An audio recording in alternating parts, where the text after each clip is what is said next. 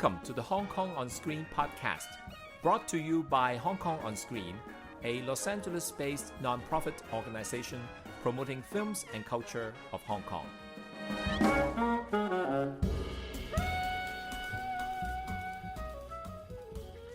好，又翻 Hong Kong On Screen 嘅 podcast。咁今日我哋呢個好熱鬧啊，因為喺錄音呢度咧，我應該係第一次咁多人一齊，我哋有四個人一齊。因為咧，我會今日同阿 Iris 係我哋另一個新嚟嘅 Hong Kong On Screen 嘅義工咧，一齊做呢個主持嘅。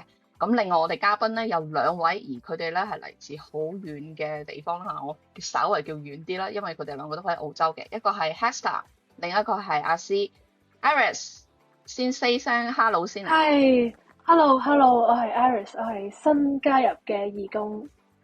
係。咁 Hester 阿 C。Hello， 大家好，我係 Hester， 你先啦。咁我都係負責香港電影節澳洲嘅其中一個 volunteer。咁我 mainly 係負責 social media 同 crowdfunding 嘅。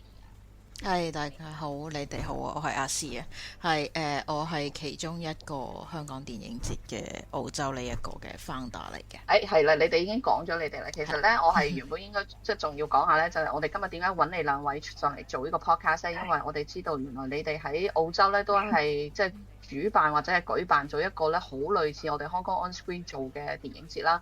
咁當然你哋今年亦都有第二屆係嘛？即係如果我哋 Hong Kong On Screen 今年咧就第三屆，你哋係第二屆。咁所以既然即係知道有一個咁相似嘅組織嘅話，咁當然我哋大家要聯結一下啦，所以就揾你哋上嚟咧錄今日嘅 podcast 嘅。多謝晒。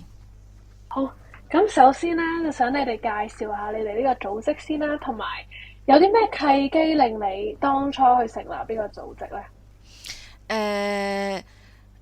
我答啦呢條問題。咁咧就我哋呢一個係一個叫香港電影節澳洲啦。咁點樣去成立呢？其實呢個契機就係嚟自於我2023年嘅時候呢，喺澳洲呢就成立咗一間發行香港電影嘅公司，叫 Ponda Entertainment。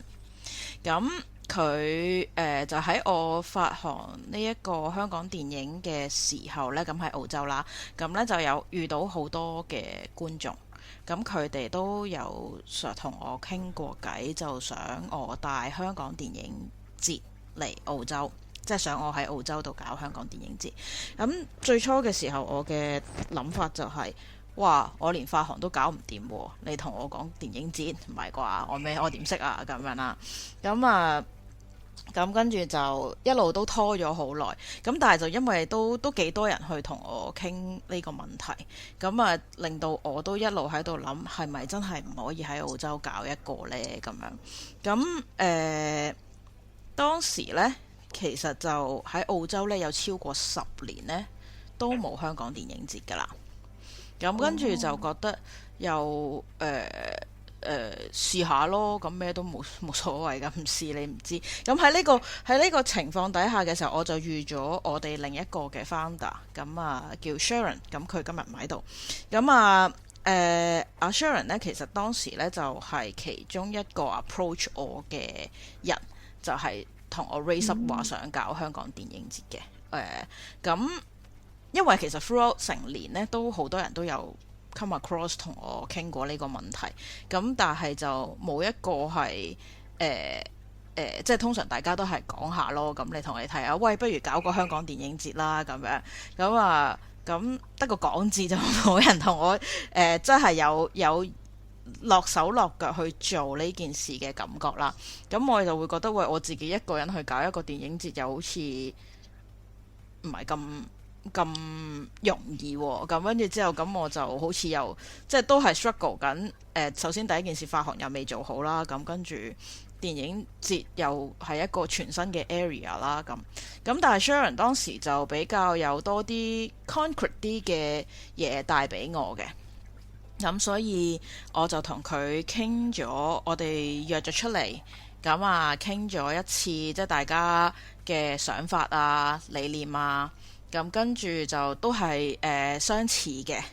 咁跟住就我哋就開始就籌備啦。咁當時就係2023年，我第一次見到阿 Sharon 應該係2023年嘅9月。咁跟住之後就到佢再第二次 approach 我嘅時候，應該係2023年嘅10月尾11月頭咁樣嘅時間。咁跟住就到我哋傾完偈決定做呢，就應該係11月開始嘅。咁就到2024年嘅1月1號，我哋就 announce 話我哋會搞香港電影節啦。所以上年2024就搞咗第一屆啦。係啦，冇錯。好。咁你哋成立呢個組織咧，最大嘅 mission 係咩？即係除咗因為有觀眾話叫你喂，不如搞下香港電影節啦，帶佢過嚟，你即係冇可能將香港嘅真係嗰個電影節帶晒過嚟啦，因為香港嘅嗰啲所謂即係嗰啲電影節真係大規模好多啦。咁你第一個 mission 係咩啦？同埋你而家搞咗而家起碼第二次啦，即係第二屆嚟緊啦。咁你哋最重要個 message 想帶俾澳洲嘅觀眾係一啲乜嘢？其實我哋嘅宗旨就係想 gather 海外嘅香港人啦，咁想推動香港電影嘅喺海外嘅市場啦，咁同埋承傳廣東話嘅文化嘅。而我哋嘅主題就係、都喺我哋個 website 度都有寫到㗎啦，就係、由愛好者為愛好者咁樣啦。咁就係想由最初嘅意思就係我同阿 Sharon 兩個喜愛香港電影嘅人，咁就想將佢帶為其他喜愛香港電影嘅澳洲嘅人啦，無論係香港移民啦，定係想即係香港移民想透過電影去解你哋嘅思鄉之情啦，定係可能係港人移民嘅第二代甚至第三代想透過電影去尋根啦，或者甚至乎係澳洲嘅本地人啦，想透過電影去認識香港同香港嘅文化嘅，都好廣啊！真係好廣，好多嘢想做。係㗎。咁你哋曾經放過啲咩電影嗰個反應係點？即係有啲咩電影？我哋上年個片單開幕電影係《年少日記》，跟住中間嘅我哋因為係 total 5套啊嘛。紀錄片就係講許鞍華導演嘅《好好拍電影》，咁跟住之後就另外嘅閉幕電影就係填詞 L， 咁剩翻嘅嗰2套呢，就係一套係從今以後，一套就係命案 total 5套電影，係啊。咁反應好唔好啊？邊一部最熱烈啊？定係平均都差唔多？最熱烈係年少日記，填詞 L 都唔差嘅。咁但係就年少日記一定係最好，咁跟住就其他中間嗰3套就因為首先我覺得從今以後就noise 唔係好高啦喺香港，咁就唔係好多人睇嘅。咁而呢一個好好拍電影同命案呢，就因為電視合有啦，咁所以亦都唔係好多人睇嘅咁咯，係啦。年少日記嗰個去睇嘅觀眾群係咪主要都係後生或者係啱啱新移去澳洲嘅人？即係新移民。我又覺得唔係，其實因為呢Sydney 本身嘅人口組成呢，就本身係多啲可能移咗民比較耐啦，或者可能會去睇嘅都比較可能係有返咁上下經濟能力嘅可能都做咗，可能喺呢度都可能去到退休年齡嘅 uncle auntie 㗎啦，咁樣咯。咁反而你問我呢，Brisbane 就 young 好多嘅，係啦。Brisbane 嘅人口呢，就睇嘅觀影人口係比較 young 啲嘅。Melbourne 就 mix 咁樣咯，我會覺得係。好。咁今年嘅電影節呢，你哋會喺5個地方搞啦，見到即係有 Sydney、Melbourne， 唔係嗰個係crowdfunding 嚟嘅啫，唔係話我哋會喺5個地方搞。我就係見到有咁多地方，仲有今年，因為以我所知，你哋上年係冇即係淨係喺幾個地方有得。上年係淨係得Sydney、Melbourne 同埋 Brisbane 嘅啫。咁今年都係一樣。唔係，今年係未決定嘅，其實因為 crowdfunding 淨係得Sydney 係成功咗嘅啫，你可以係啦，你可以 crowdfunding 交翻俾阿 Hester 去講啊呢個。我只係話依家 firm 嘅話，如果你問依家會向邊度搞，依家 firm 嘅將會係 Sydney 同 Adelaide， 因為 Sydney 咁我哋好成功咁樣 crowdfunding 成功咗啦，然之後 Adelaide 我哋有另一個 sponsor 去 sponsor 我哋嘅，所以你個 crowdfunding 個意思係乜嘢？即係叫捐錢嚟贊助你哋，即係去租場地去俾 license fee，定係啲？我哋係去sorry，我哋係去咗一個叫做 Possible 嘅 website 喺度搞 crowdfunding 啦。咁就係我哋就係純粹係整咗個 campaign 出嚟，跟住就會 share 俾唔同嘅地方，跟住叫佢哋只要係俾錢就可以做 sponsor，即係佢只要俾錢啦，我哋就會即係有啲 awards 就係俾翻張飛佢哋啦，咁就叫佢哋即係 before 我哋搞呢一個電影節之前咧，就希望佢哋 sponsor 一下我哋，去令到我哋即係可能令到我哋可以將個電影節搞得好啲啦。但係當中都有啲難嘅，係因為我哋開晒5個城市嘅，即係 Sydney、Melbourne、Brisbane、Adelaide 同 Perth 我哋都搞晒嘅。但係咧除咗 Sydney 之外咧，其他嘅城市都唔太樂觀啦。咁我覺得係因為可能依家啲人好少會想去分一個電影節，仲要係一個非牟利性質嘅，又唔係賣啲咩嘅，純粹係一部電影，即係就好少人會真係想俾錢去分呢一個嘅電影節啦。咁我哋通常都係，然後但係我哋都盡咗努力嘅，我哋就瘋狂出 social media 啊，跟住喺 group chat 嗰度又不停 share 啲 information 啊，又 share 啲 post 去唔同嘅 Facebook page 咁樣，去盡量 reach 多啲人去知道呢件事啊。咁介唔介意咧講下你哋係咪每個城市你哋 crowdfunding 嗰個即係總數都係差唔多啊？即係你哋，因為我冇去睇喎，對唔住啊！即係你哋而家係要求人哋贊助你哋嘅錢，講唔講得㗎？佢哋係 random 嘅，我哋有得俾佢揀嘅，所以係啦。我哋冇 fix 死話佢哋俾幾多錢，係佢哋自由選擇嘅，所以冇強制性咁樣。即係你中意俾1蚊又得，俾1000蚊都得咁樣。唔係，我補充少少啦。咁其實咧個 crowdfunding 嘅意義咧就係因為其實要獨立去搞每一個城市咁，但我相信你都係做電影節嘅，你都明其實所有嘅電影都係 license fee 嚟㗎啦。咁你仲要獨立再租場啦，每一場去計㗎嘛。咁所以其實搞多一個城市同搞少一個城市，其實對於我嚟講唔係咁大嘅影響嘅，因為我就係俾多一場嘅 license fee，即係我冇一個叫做 bundle 嘅 price 㗎嘛。係啦，咁我唔會話喂，我搞3場，原來我嗰個 screening fee 係會平咗，唔會㗎嘛。咁佢都係乘上去嘅啫，咁所以我哋嘅對於每一個城市嘅要求呢，其實都係差不多嘅啫。咁就係要有嗰嚿錢，我哋就如果我哋 reach 到呢個 target，我哋就比較 willing 上去你哋嗰個城市度搞啦。咁就希望其實係每個城市你哋如果想呢個電影節喺你哋嗰度舉辦嘅話呢，咁你哋就大家不妨一齊，我哋係一齊參與呢件事啦，咁樣。咁至於我哋嗰個reward 咧，其實並非真係完全係隨意嘅個金額，即係當然有你如果有玩開 Kickstarter 嗰啲，你都會知道哦。咁你當然係可以，你中意捐1000蚊，捐1萬蚊都得咁樣咯。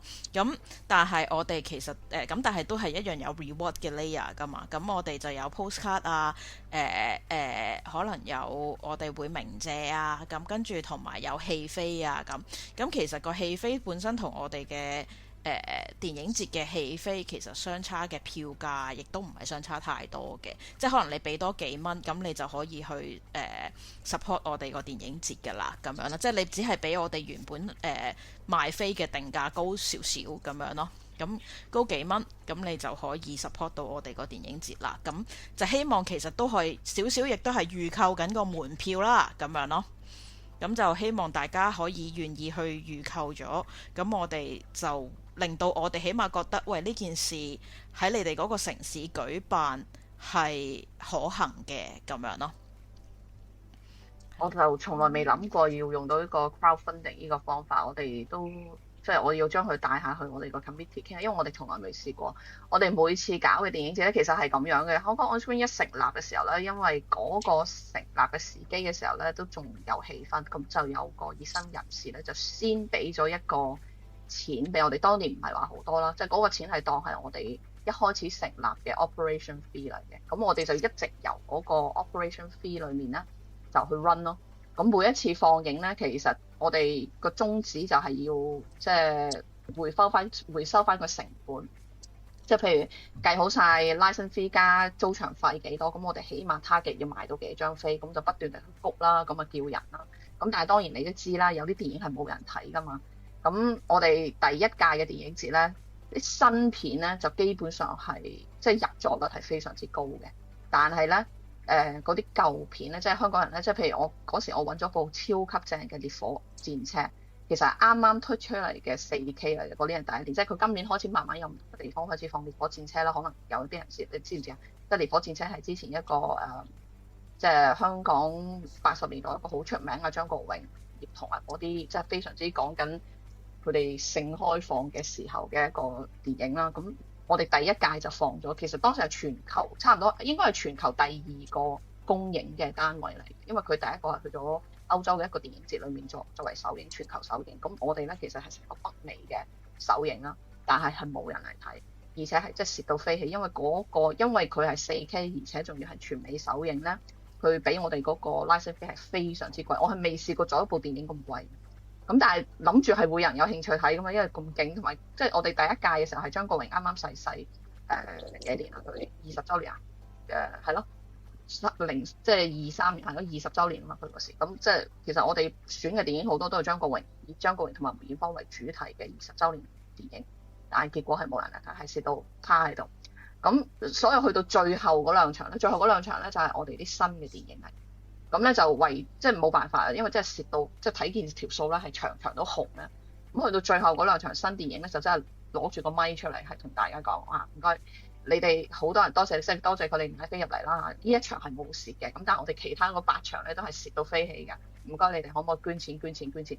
我哋係喺事後時候現場嘅時候叫啲人捐錢咯。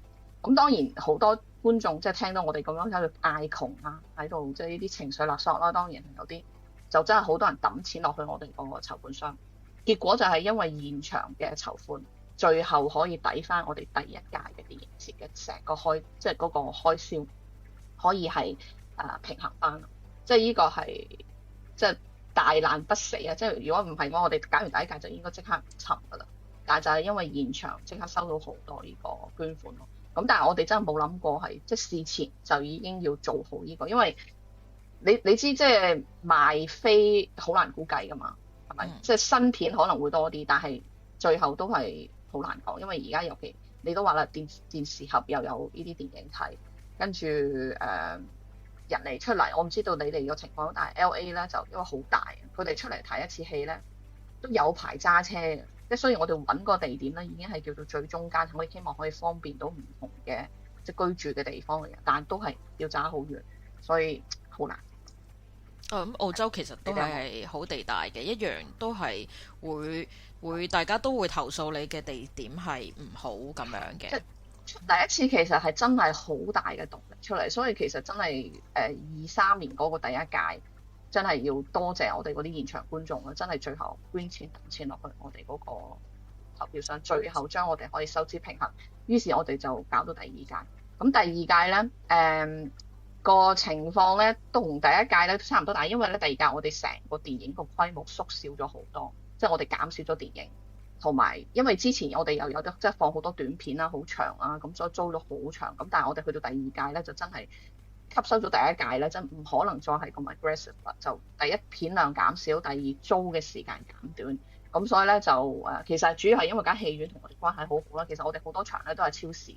佢都冇再即係收我哋 extra cost。其實我哋次次租嘅時間咧係真係嗰部電影嘅時間。咁但係有好多時你知，即係電影放完之後咧，其實我哋係仲有啲討論嘅。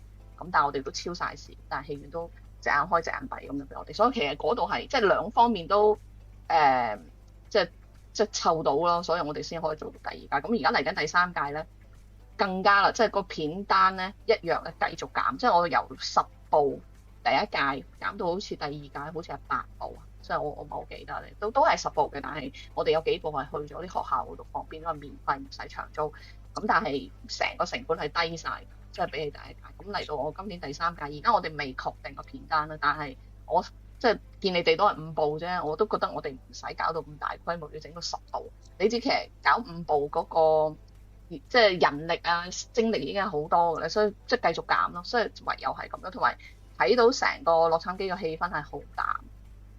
即係我唔知道你哋澳洲而家係點，但係總之我哋嗰個氣氛係好淡。好啦，咁不如都係講翻你哋嘅電影節先。你哋而家咧已經公布咗你哋有3部電影啦。咁講唔講得另外嗰2部？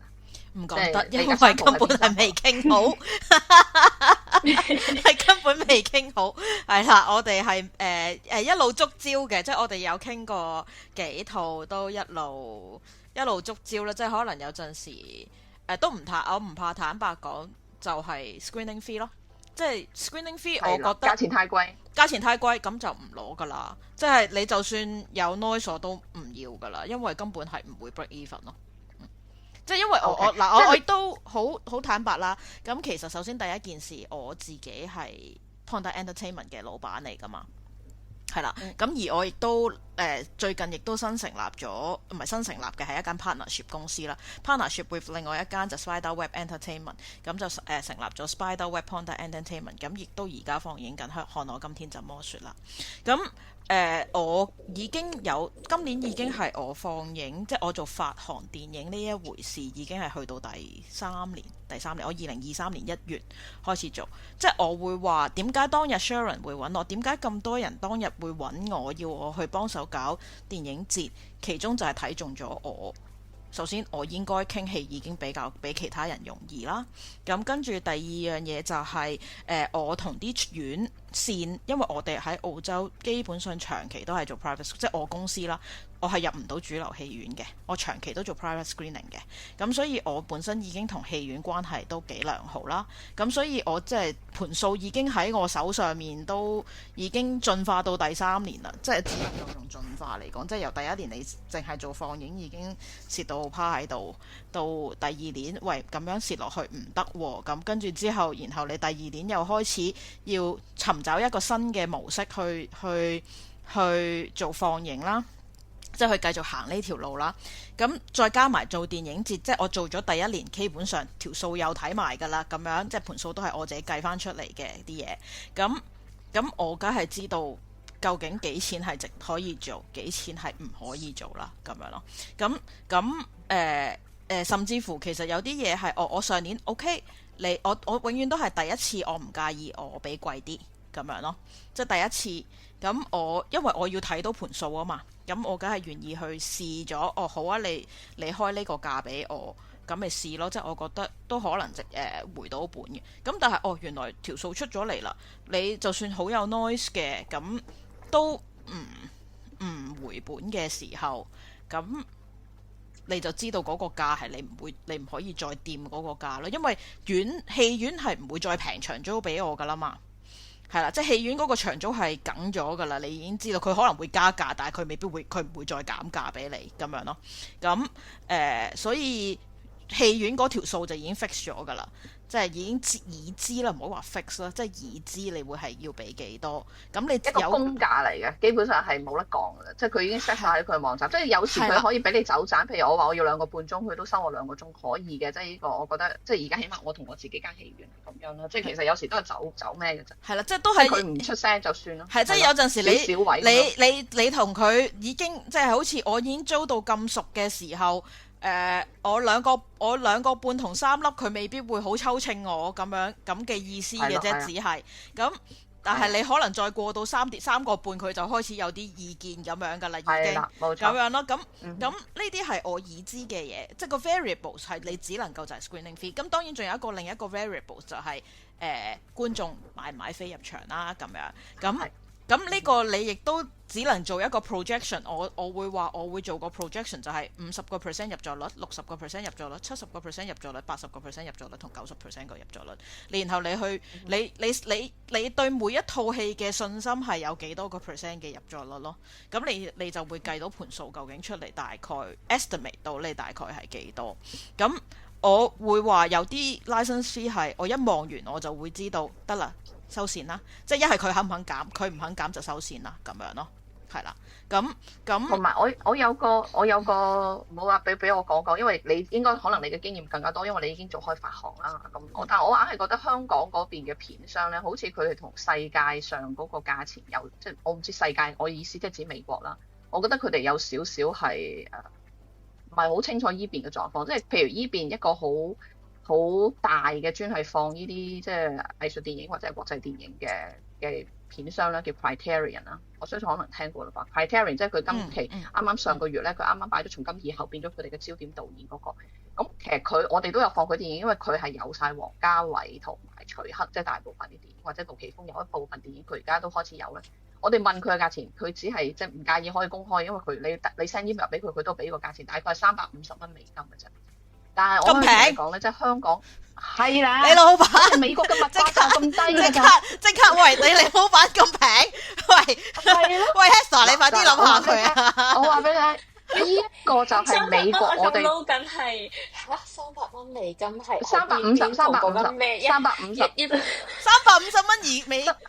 我哋講緊3倍都唔止喎而家。嗱，你知道啦嘛，係啦，exactly 啊，我哋大家都有經驗嚇。嗱，即係總之一去到同香港片商講咧，譬如我同香港片商，我講一套係杜琪峰嘅一套文章，唔介意直情我要開佢咪，因為佢開我個價係1500蚊美金。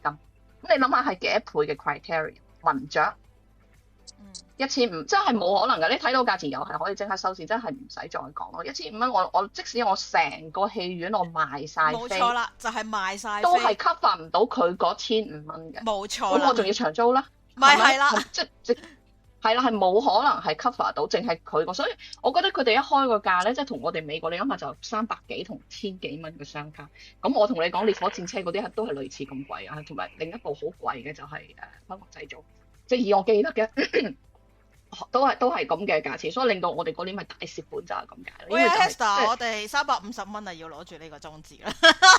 係呢個係真係最平嘅，呢個係最平嘅，真係最平。但係你諗下係佢個電影嘅質素係咩？係王家衛嘅所有電影，徐克嘅黃飛鴻系列，跟住杜琪峰嘅嗰個講柔道龍虎榜嘅戲係350蚊。呢個係嗰種質素嘅電影嘅350，跟住仲有Criterion， 仲有一系列嘅以前80-90年代洪金寶嘅嗰啲電影，都係咁嘅價錢，明唔明？咁當然，我哋有片商會同我我哋有冇得去應該擺翻個懷舊 feel 啊？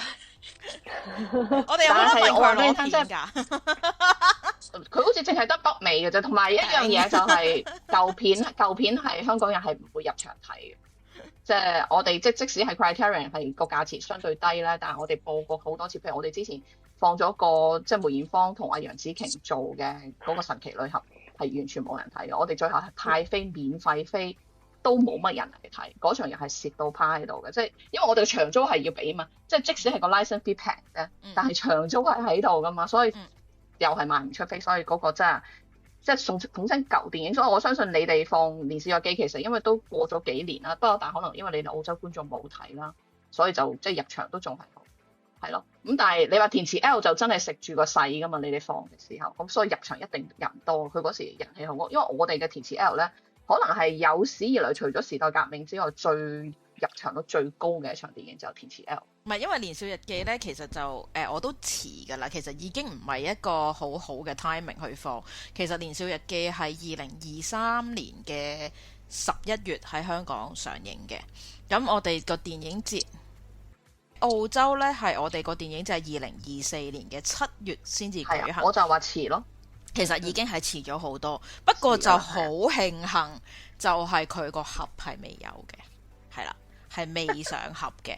咁所以呢，我哋係一播完冇幾耐呢，應該係8月呢，我哋係7月啊嘛，應該8月就上盒噶啦。因為年少日記我係後期再喺 Adelaide 同 Perth 做翻 screening 嘅，咁樣就過咗電影節之後先至做翻 screening 喺佢哋嗰個城市嗰度。咁係已經係冇咁好咯，係啦。就係已經因為知道已經知道個合友啦，咁就個反應就冇預期咁理想咯。當然我會話 Adelaide 同 Perth 本身都係少人嘅，但係我會預期年少日記喺佢哋呢兩個城市唔會係去到唔滿咯，咁樣咯，係啦。所以好明顯嘅，即係只要啲片一上咗盒，即係話一有翻版咧，就真係唔會有人嚟睇嘅。其實即係喺外國係睇到，因為我哋自己都有睇到，好明顯有呢個即係咩嘅。即係如果嗰啲片係未上到盒，而且香港係有 noise 嘅，咁咧通常我哋出嚟嘅 turnout 咧都係好，即係大家都係一樣啦。好啦，咁啊又再講下錢啦。你哋而家另外有個城市咧，你話咗即係有個贊助商係 EMC 啦，我唔知係 EMC 係咩嚟嘅。咁其實係點樣可以揾到一個咁嘅贊助？你哋？你哋主動去揾佢，定佢自己 approach 你哋？佢真係自己 approach 我哋嘅，所以呢個係一個好有趣嘅故仔，就係我哋搞咗呢一個嘅 crowdfunding。咁啊，我哋就因為搞咗 crowdfunding，咁啊每個城市咁啊多謝 Hester 佢喺social media 度推廣啦，咁樣咁跟住 Adelaide 就一路都係0。我諗到 end up 好似係咪最後都係0啊？Hester 好似唔超過50。有人買嘅，但係唔超過50。係啦，咁啊，因為佢長期都係屬於0呢個狀態，咁呢 EMC 佢哋嘅其中一個，我諗我唔肯定佢係咪老闆啦，咁樣，咁啊係香港人嚟嘅，咁我當時都唔知佢係 EMC 嘅老闆，當然啦，咁佢 approach 我嘅時候呢，佢就當時就問我啦，喂，其實你哋搞個電影節要幾錢嘅啫？喂，如果其實要嘅錢唔多嘅話，咁啊唔使搞 crowdfunding 啦，咁樣。咁我心諗，喂，咁豪氣嘅，喂，唔係，因為其實一路都係0嘅原因。咁我就同佢解釋，究竟搞一個電影節其實或者一場放映究竟係嘅成本係點樣去計算啦？即係包括我哋頭先都討論過嘅錢呢個問題啦，就係有 screening fee 嘅問題，有場租嘅問題，然之後就仲有入座率嘅問題，即係個票價同個觀眾買飛嘅問題。咁跟住然後我就同咗佢講，我話喂，其實就係咁樣嘅。嗱，如果呢咁樣嘅情況呢，咁就會係係咪都即係我會話俾佢聽，其實大概為搞個電影節，點解我哋會 ask for 呢個價錢？咁點解我哋喺咁樣嘅價錢底下，我會話點講好呢？我點解會咁樣 ask for 呢個價錢啦？咁但係就我係計咗啲乜嘢嘅喺考量喺入面啦，咁樣咁亦都其實頭先都提及過啦。點解我會喺每一個城市都要搞呢一個嘅 crowdfunding 嘅其中一個原因，就係希望每一個城市，因為其實譬如我哋上年我哋係冇做 Adelaide 同 Perth 噶嘛，我哋做咗Sydney、Melbourne、Brisbane 啫嘛。咁但係 Adelaide 同 Perth 嘅人就會係咁問，點解冇佢哋份咁樣啦？係啦，佢哋就會好興問點解冇佢哋份。咁好啦，咁既然你哋係咁樣問，咁不如我哋就搞個 crowdfunding 啦。你哋不如你哋自己話俾我哋聽，其實你哋個城市係 support 到呢一件事啦。因為我坦白，因為數據喺我手，我做咗2年幾放映，就算上年我都做咗1年半嘅放映去做電影節啦。我做嘅全部都係 private screening。每一個城市究竟有幾多人買飛？我直接開，你有晒數據，我有晒數據，即係我會直接咁樣講 Adelaide 同 Perth 不曾超過60人睇一套戲。點樣做到個電影節呢？嗱，頭先我哋都識計啦 ，screening fee， 跟住之後就即係 license fee、場租。因為點解我會話其他城，即係點解話我會話我做發行，我會做到 Adelaide 同 Perth 係因為我會話我播咗一場，我就算嗰度 break even 到長租就算啦，我就覺得就算或者蝕你都唔好蝕太多，咁因為你人數少，我租個場都細，你唔好蝕太多，我完成咗我會話我希望我都帶到俾 Adelaide 同 Perth 嘅觀眾睇，我靠嘅係 Sydney 同埋 Melbourne 主要係 Sydney 同 Melbourne，Brisbane 都唔得，係啦，主要都係 Sydney 同埋 Melbourne， 希望佢哋可以令到條數靚仔啲，咁可以 cover 到嗰邊嘅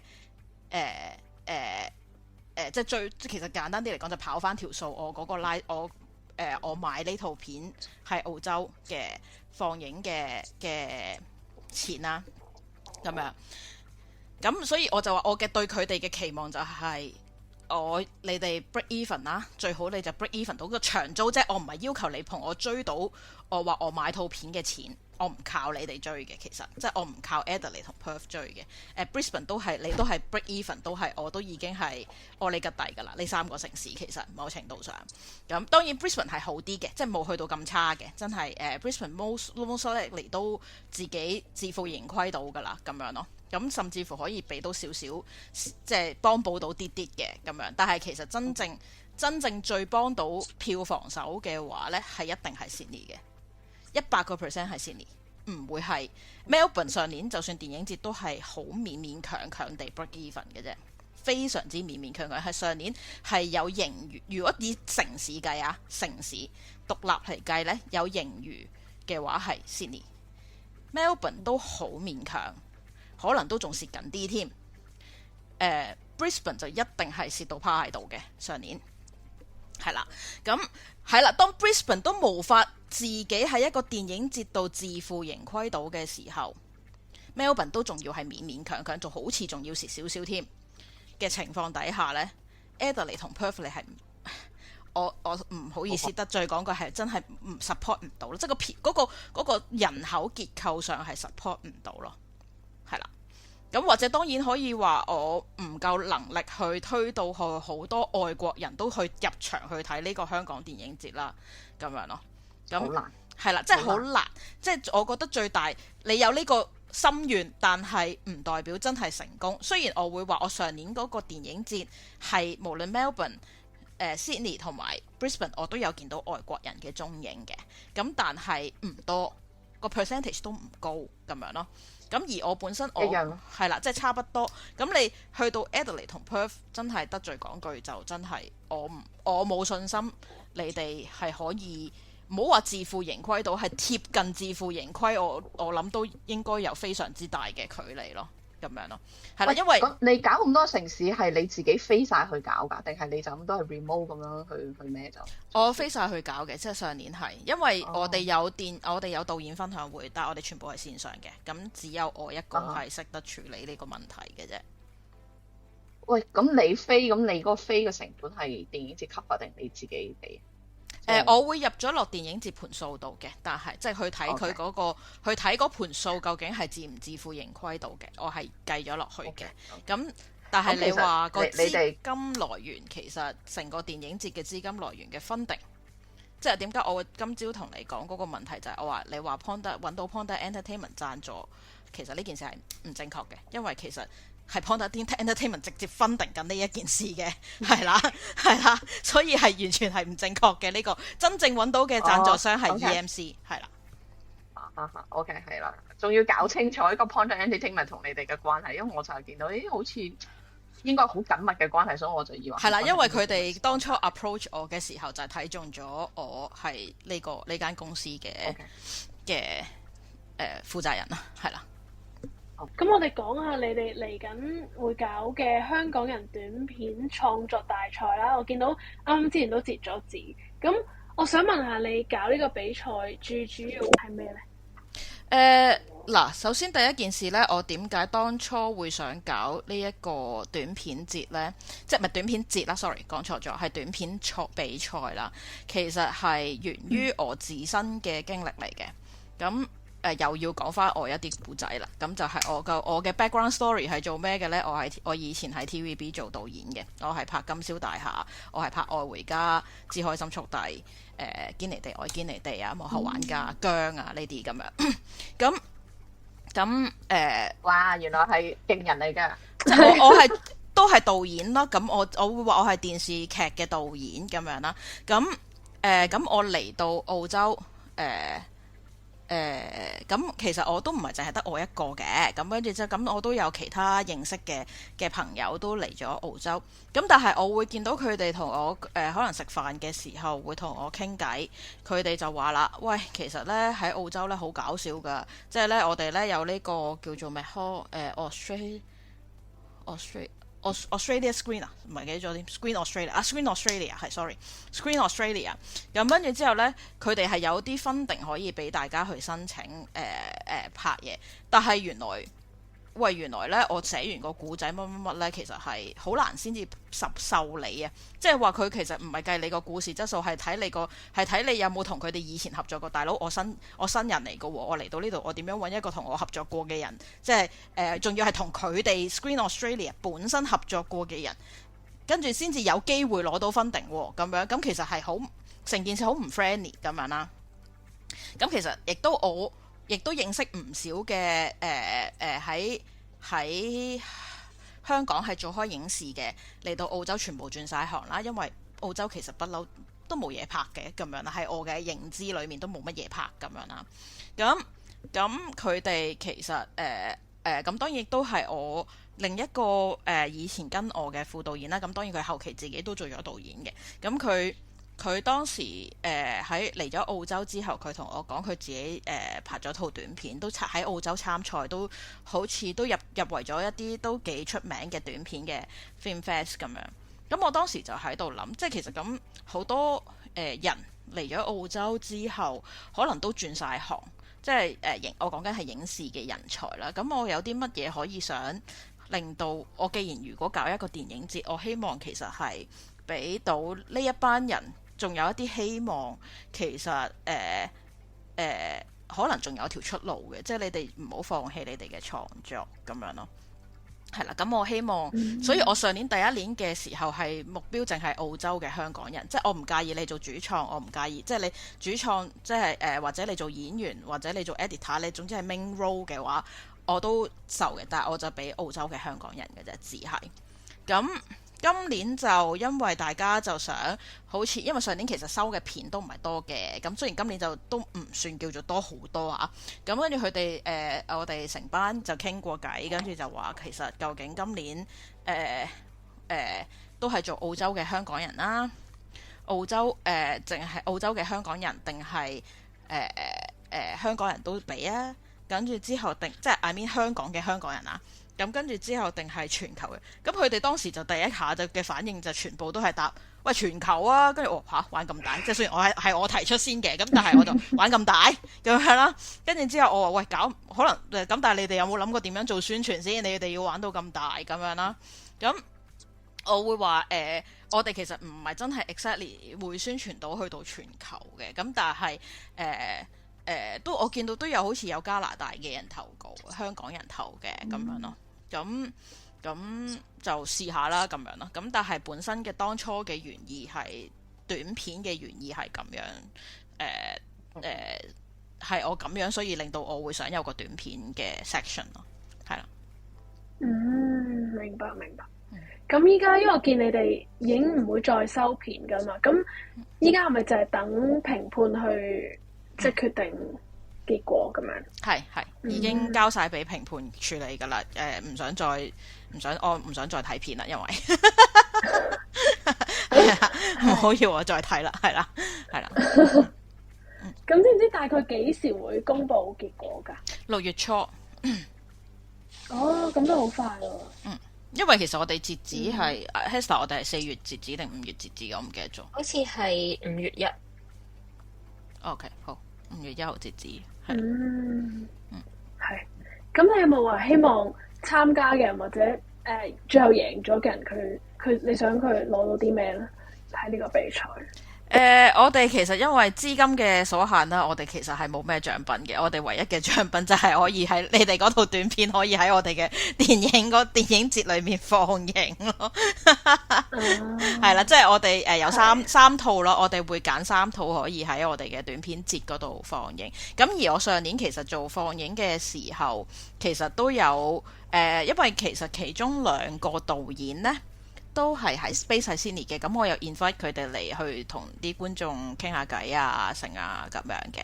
咁而佢哋譬如喺 Brisbane 同埋 Melbourne，咁我哋都唔會有資金飛佢哋落去啦。咁我哋就叫佢哋拍咗條短片，即係自我介紹同埋你講下你自己套片。咁跟住就即係你 address 下你自己，俾啲觀眾認識咁樣咯。就喺個短片播出之前就會播咗佢哋嘅簡介先咁樣咯。咁你哋嚟緊呢個短片節會即係幾時搞噶？今年都係同電影節一齊放噶，即係佢係電影節嘅片單裡面噶嘛。我哋個組成係開幕同閉幕係真係自己一套長片，然後其餘中間嘅嗰3套係一套短片搭一套長片嘅，即係所有買飛嘅觀眾中間係都要睇，所以即係唔會話係獨立一個短片，即係所以有買飛嘅觀眾呢，其實都會欣賞到佢哋嘅作品咯，即係所以我就話呢個係佢哋嘅獎品咯，係啊，但係就係一個我哋冇錢嘅獎品咯，係咯，係似都好緊要㗎啦，對呢啲新嘅即係創作人啦，即係我 assume 呢啲拍得短片嘅可能好多都係比較新啦嘅人啦，咁同我哋一樣啦，我哋都係一樣係有搞過呢個即係短片收集，我哋唔係叫比賽嘅，我哋就咁係叫做即係 call for submission。即係你嚟咁，我哋睇到，即係假設如果我哋覺得個質素又唔係太差，跟住我哋時間許可咧，即係等於你話齋，其實加多20分鐘，即係加多半個鐘，加多半個鐘，分分鐘長租又會加多1個鐘，咁嘅時候，即係值唔值得咧？咁即係其實佢最大獎品就係其實我哋要付出成本，即係我哋放嘅條片咧唔係免費嘅，係因為每租一個場都係要俾錢嘅，即係逐個鐘頭計嘅，我哋冇錯，係啦，咁所以同埋另一個就喺台灣啦，即係可能我唔知道有冇留意 Hong Kong On Screen 咧，即係影意志，其實佢哋亦都係搞咗一個即係所謂嘅短片收集獎啦。咁佢哋係真係有獎品嘅，因為影意志係憑住以前佢哋做嘅片咧，係有一啲即係仲係有一啲盈利，跟住嗰啲盈利佢哋今次就分咗俾嗰啲得獎者。咁所以其實同埋另外你知道英國亦都有一個香港電影節啦，佢哋而家亦都係有呢個短片收集嘅。所以其實我哋各個人做嘅嘢都係差唔多，大家諗嘅嘢都係類似噶啦。咁你今年第2屆啦就嚟啦，咁之後個目標係咪繼續咁樣搞落去啊？定係點樣？你嚟緊有冇啲計劃？哦，冇計劃，我未諗到咁遠啊！今年盤數睇咗先，不能夠長期都係咁樣蝕本嘅，係咯咁所以都係睇咗盤數先至再諗啦，係咯，因為你估你今年大家暫時公佈嗰3部電影，你睇到個反應點啊？即係有冇已經有人話啊好想睇啊，好想睇，即係有冇收到一啲即刻嘅 response， 已經覺得應該買飛嘅情況應該唔會唔差。你而家3部係即係嗰部講聾人嗰部啦，係嘛？一部講爬山嘅一部啦，另外一部係乜嘢？第3部爸爸四徑同埋3部都應該得過一整個春天。係啦，係啦，所以即係看我怎麼說嗰個唔係你哋電影節裡面嘅，唔係看我今天怎麼說係我而家公司放映中嘅一套電影嚟嘅，咁樣咯。OK， 春天嗰個唔係喺個盒度已經有㗎啦咩？有啦咩？我唔知，你哋唔知，我冇屋企冇盒㗎，所以通常都係每一次都係人哋話俾我聽個盒有嘅。我哋決定之前佢未上盒嘅，係咩？真係上咗㗎啦 Hester。唔係，如果係咁樣嘅話咧，因為我記得 firm 之前我係有 check 到係未上盒嘅，所以我先至就同阿師講繼續啦，因為冇事發生。但係我依家就係我出完個 post 之後，我就再冇留意究竟上咗盒未嘅。但係我記得我之前 check 嘅時候係未上盒嘅。但我問過 MM2 好似上咗一個喺香港嘅 streaming 嘅啫喎，算啦，啲盒永遠都係好難，香港嘅盒同其他國家嘅盒就可能有啲出入嘅，咁唔知係正版定翻版咁啊？因為我仲有正版嘅咩？本身就係翻版，即係啦。咁都有正版嘅盒嘅。OK， 好啦，最後喂，我哋嚟到最後分享下你而家對嗱，因為你本身真係導演出身啦，你電視行業啦雖然咁，但係講下你而家對香港電影產業啦，因為你而家自己又做埋發行啦嘅香港電影產業狀況，你有啲咩睇法？香港電影產業嘅狀況其實唔算好良好啦。咁其實大家都聽咗唔少，就係講話喂，其實電影業寒冬啊，產量減少啊咁樣啦。咁其實呢一個都係事實嚟嘅。咁我相信亦都唔係呢個唔係淨係香港發生緊啦，全球都發生緊嘅。即係你講有見到戲院有執笠咁樣啦。咁當然係無可否認地，大家嘅觀影生態都改變咗好多啦。大家而家好中意就係睇 Netflix 啦，咁即係睇 streaming 啦，即係喺線上睇啦，咁樣唔係去戲院睇啦。咁我會話呢個係你不能夠逆轉嘅，但係我會覺得有啲嘢係戲院依然係可以俾到你，係你喺屋企係不能夠取代嘅。其中一樣嘢係啲乜？就係我上年寫咗喺我哋嘅電影節嘅嗰個 brochure 裏面啦。其實我做咗放映咁耐啦，其實有啲乜嘢 drive 令到你會覺得呢件事係更加即係 keep 住，仲會覺得你蝕錢都仲想做嘅呢？咁樣。其實有陣時就係你見到啲觀眾同你講多謝啦，同埋你見即係佢哋會覺得哎呀好，終於可以睇到香港電影啦咁樣。呢個只係好細嘅啫。其實最主要其實佢哋係同你講話點解佢哋會覺得佢哋想去戲院睇就係如果我喺屋企係喺個盒度睇，我就同我屋企隔離嗰個睇嘅啫。但係喺戲院度睇，可以同成班香港人一齊喊一齊笑，呢個 experience 係喺屋企冇得取替到咯，係啦。咁而你喺海外嘅香港人，你就更加即係你唔係喺香港，我行出街全部都係香港人噶嘛。咁雖然我覺得 Sydney 都已經算係好多廣東話嘅一個地方噶啦，咁樣咁，但係我相信仲有好多地方唔係咯。咁你會覺得係希望其實大家可能一個聚會，可以係希望睇電影都係一個聚會，你可以認識到朋友。其實點解我會話Brisbane？ 我真係上年Hester 你好似喺現場㗎，上年因為 Hester 仲係喺 Brisbane。係。咁佢哋係啊，真係我見到啲觀眾係出咗嚟之後，會大家喂原來未見過咁多香港人㗎喎，佢哋會話係啦，跟住然之後就會開始互相交換電話。跟住之後就即係喺度討論嘅時候，然後仲話唔夠皮啊，可唔可以我哋有 after party 啊？你記唔記得啊？有啊。係啊，即係佢哋係因為可以係 through 呢個電影節，然之後去互相認識到一班香港人，然之後就可以大家交個朋友。可能因為透過電影，然後喺海外認識一班香港人嘅朋友。咁我覺得呢個我相信你喺屋企個盒唔會俾到你噶嘛，呢件事。係㗎，咁你嗰個 brochure 嗰篇嘢可以攞嚟俾我哋抄下，我都想攞嚟抄下，鼓勵下洛杉磯。係啊，但係我會攞嚟抄下，因為但係真係電影係寒冬嘅，咁但係你話寒唔寒冬嘅其中另一樣嘢就係，咁你要觀眾肯入場先得㗎。其實 Hester 都曾經講過一個好好嘅嘢，其實我有陣時揀嘅戲係好好睇，但係個問題係嗌唔到觀眾入場啊嘛。你可以 express 下你嘅講法嘅 Hester 呢個，但係有時即係我都有幫手，即係揀下邊套戲 O 唔 OK 好唔好啦。但係我每次都係有好幾套，我係睇之前我係呢一套唔知有冇睇咧，拎定部手機出嚟先咁樣啦。但係睇得一半就慢慢咁樣放低咗部手機，然後睇完就發現原來過咗個幾兩個鐘咁樣。跟住我都係同阿師講話。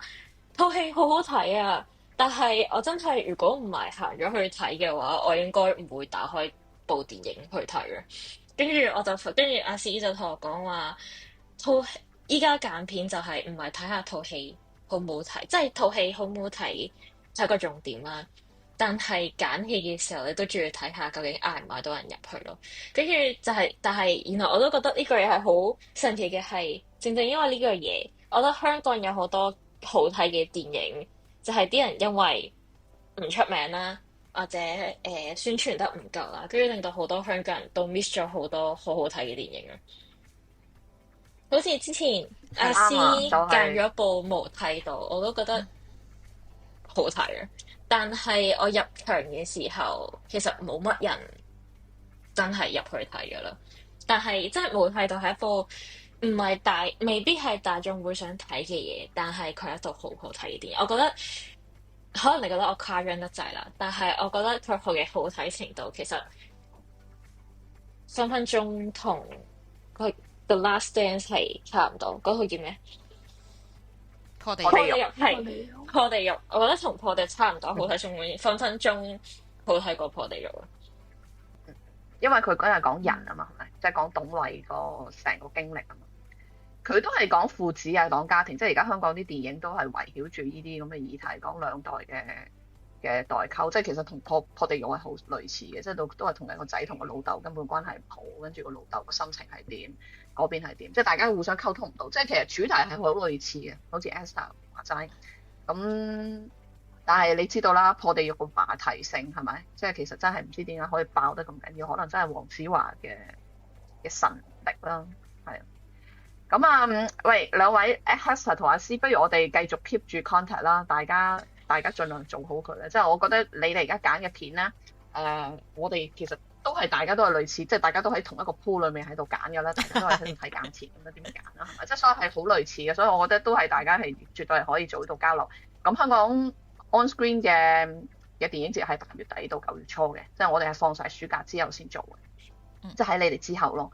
咁Iris， 我哋可以再同澳洲呢邊嘅電影節，可以喺你哋今次做完咗之後啦，我哋再同你攞一集 podcast，睇下事後檢討，睇下你事後講下睇今年嘅反應點啊，好嘛？我哋可以再有個後續個故事繼續延續落去嘅。咁啊喺呢度就先祝你哋成功啦，梗係嚇，跟住票房今買到滿堂紅啦，最好啦，爆曬場。喂，呢個好緊要添啦，咁係啊，一定要啦。咁啊，希望即係大家努力啦，即係大家互相。即係其實有時你哋講咧，即係唔知點樣宣傳係咪？即係唔係話唔做宣傳，而係而家去到海外咧，其實真係唔知道點樣可以 reach 到嗰啲真係 potential 嘅觀眾。而家我哋 reach 到嘅，其實大家都係就係用 Facebook 啊，用 Instagram 嘅人。咁但係其實有好多人係可能想睇電影咧，係 reach 唔到佢哋嘅，佢哋係唔會上嚟呢兩個媒體。所以我上年咧。我話俾你聽，上年咧，我哋係揾咗一個，即係當然自己無端端發 email 發晒俾呢邊啲電台啦，即係 local 嘅英文嘅電台又好，乜都好發晒。最後結果有一間電台係講咗我哋嘅電影節啦。咁我哋因為有放到許鞍華嘅投奔怒海，咁許鞍華你知道，即係喺藝術界嚟講非常之有名。咁所以佢嗰場咧係吸引咗唔少嘅外國人嚟睇嘅。同時間，因為我哋喺一個台灣嘅報紙叫《世界日報》裏面咧發咗一格仔好細嘅廣告仔喺嗰度啦。竟然亦都可以幫我哋吸引到10零20個台灣人咧係嚟睇戲，咁即係總之咩媒介都做下。即係假設如果你哋嗰個資金允許咧，即係我都建議你哋係可以試下呢啲唔同嘅傳統嘅媒體咯，即係譬如報紙、電台，可能都係有啲用。即係起碼以我哋上屆嘅經驗嚟講，係有少部分嘅觀眾咧係因為咁樣，有台灣人有外國人係因為咁樣聽咗個電台同埋睇咗嗰份報紙嘅廣告。好多謝。好，咁我哋就咁樣先啦，好嗎？今日多謝晒兩位，多謝晒 Iris，OK，好，多謝，拜拜，拜拜。